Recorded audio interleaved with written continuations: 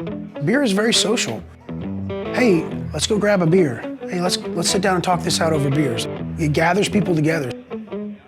When we started brewing, we give most of our beer away to our friends, and them telling us that, hey, your beer is really good. And they would always ask us to bring beer to whatever event was going on, whether it be something for our children's school or a neighborhood function. And one of the #1 questions we always got was, where can we buy your beer? That's where we actually kind of knew that our beers did stack up well against other breweries. So we have a 30-barrel brew house behind me. It's 3 vessels. So in the first one, it's our mashed lager tun. That's where the grain and water sit together, convert all the starches into sugar. Sugar water gets ran off to our boil kettle. It's where we add our hops, spices, anything like that for flavor. Over to our third vessel, which is the whirlpool, and allows all the solids that we threw in to collect into the center so that we can then drain off the liquid to one of our fermenters. A general day takes about 7 hours from start to finish to be able to brew 30 barrels at a time. With our ales, we can turn as fast as maybe 7 to 10 days from grain to glass. As far as our lagers, I really like to have at least 4 to 6 weeks on it. Just a different yeast strain, it takes a lot longer to ferment, and then just lagering at a cold temperature for a while really makes it clean and crisp at the end. Beer above all means the beer is the most important thing here. If you don't have good beer, then you don't have a brewery.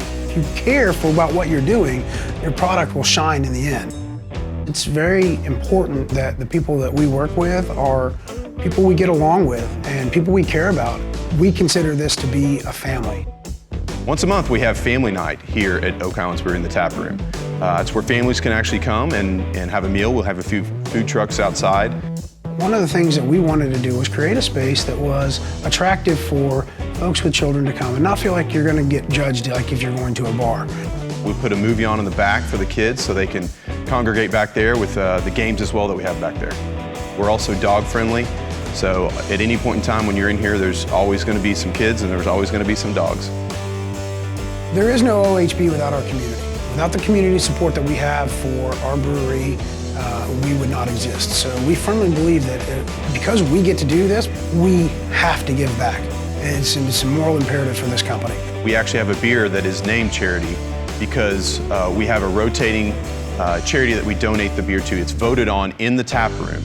So each quarter, it's a different charity. And so we donate 10% of the sales of that beer, both on-site and off-site, to that charity. We just feel it's a good thing to give back. I absolutely love brewing. I have since I started in college, and it's something that I'm going to stick with, for as long as I can. We're just off the on-ramp onto this highway of craft beer. I mean, we just started. We're almost 2 years old. But I can tell you, if the next 2 years are like the first 2 years, watch out.